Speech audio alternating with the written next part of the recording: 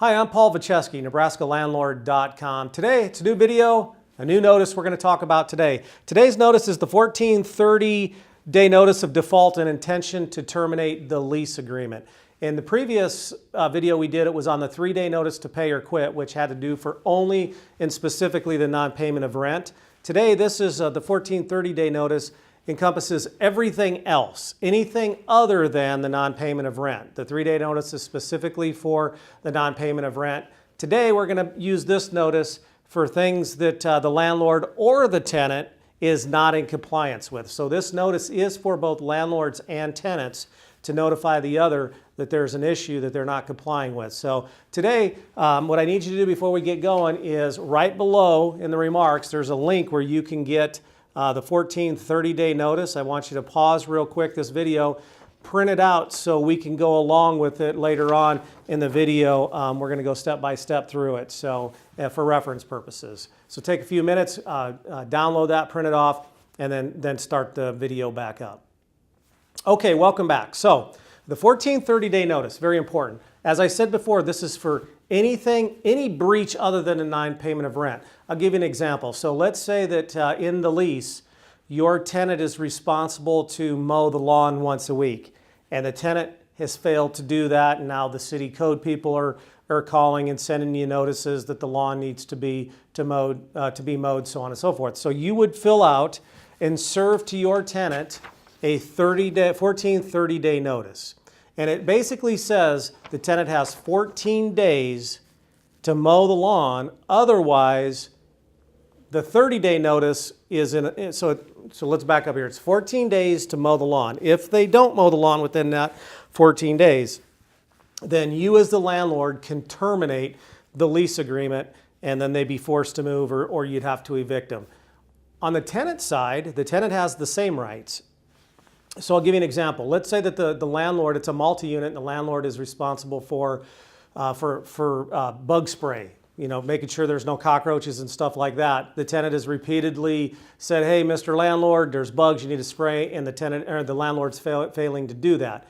The tenant would fill out the same 1430-day notice, and the notice is, "Hey, Mr. and Mrs. Landlord, you have 14 days to spray this place. Otherwise, in 30 days, we're going to terminate the lease contract and move out." So the key to this really is the structure and the format of the notice and the math. When does the 14 days start? When does the 30 days start? When does the 6-month provision start? So I'm going to cover that. But first of all, just real quick, if you would grab your actual 14-day notice here and read through here. As I said in my previous video on the 3-day notice, the wording matters. So if you look at your notice, it says 1430-day notice of intention to terminate the lease agreement, the notice of default and intention to terminate the lease agreement.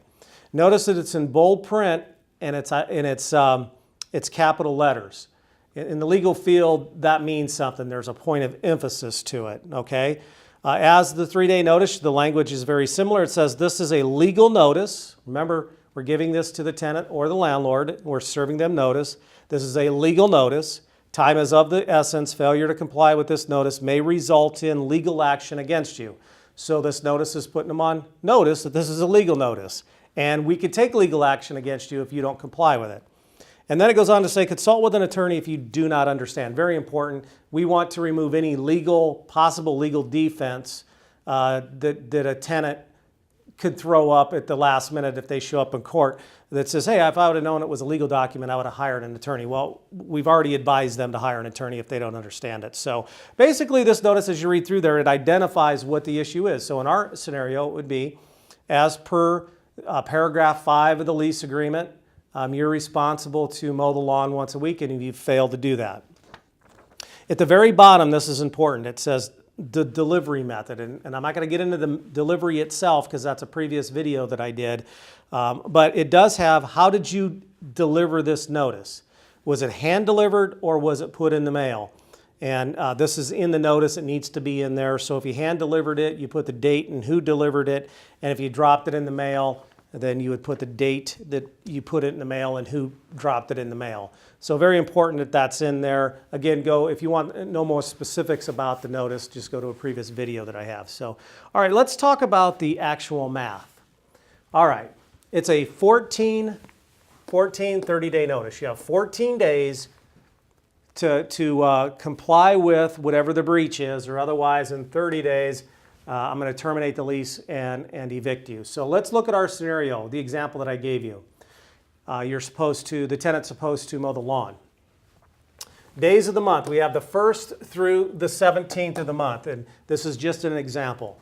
Let's say that on the 1st of the month, the tenant comes in to pay the rent, and you, the landlord, says, hey, I just got a notice, excuse me, from the city that says you haven't mowed the lawn. What's going on here?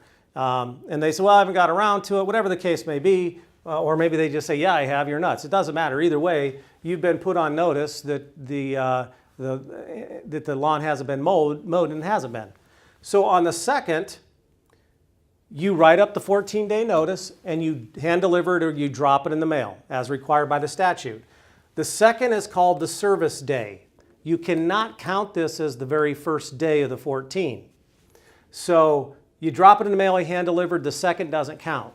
The first day of the 14-day notice starts on the 3rd day of the month, okay? So let's just count here because the math is very important. 14 days, the 3rd of the month is the first day. 1, 2, 3, 4, 5, 6, 7, 8, 9, 10, 11, 12, 13, 14. The 14th day of the notice is the 16th day of the month. Very important because you cannot terminate the lease during the notice period. If you do, then you're in breach, okay? And then they could actually challenge the validity of this notice in your eviction. So you give them the notice on the 2nd, that doesn't count. You wait the 14-day notice period. A couple of things are going to happen during that notice period. Number one, the tenant may comply. The tenant might actually go out and mow the lawn. That's what we wanted them to do. Boom, we're good to go. You cannot move forward with an eviction and throw them out. But let's say after the 14-day period, it's still not mowed. They did not mow the lawn. Then on the 17th day of the month, one day after the notice period expires, then you, the landlord, terminate the lease agreement. And then it converts into a 30-day notice. So it goes from that legal notice period to now the 30-day notice. Something you have to remember about should this happen. It's retroactive. So if you terminate the lease on the 17th, okay, the day after the 14-day notice period expires, and becomes the 30-day notice, the 30 days started way back here on the 3rd of the month, which was actually the first day of the notice period. Okay, so it's retroactive. So in this case, then they have 30 days to move out at that point. Obviously, if they don't move out, then you're going to have to evict them.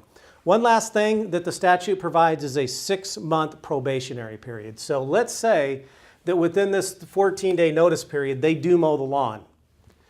Now they're on probation for the next 6 months.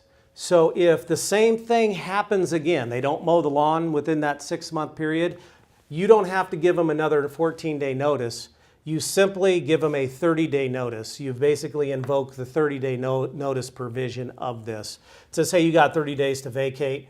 I've terminated the lease, and you're going to have to move. It's a little complicated to evict them. The one thing about a 30-day notice, if you get to the point where you have to evict them, you have to have proof that they did not cure the breach. So one of the things you want to make sure that if you do this, at the point that it looks like you're going to have to terminate the lease, before you do anything else, make sure you talk to your attorney to set it up because you're going to have to plan for the eviction. So, all right, I think that's everything. If you have any questions, I would love to hear from you on the comment section below. I highly encourage you to leave your comments. Tell me I'm full of crap. Tell me I'm great, whatever you want. I just want some comments on there, thumbs up. Again, make sure you use the 14-day notice. I have a link here where you can get it off the website. Until then, until the next video, happy landlording.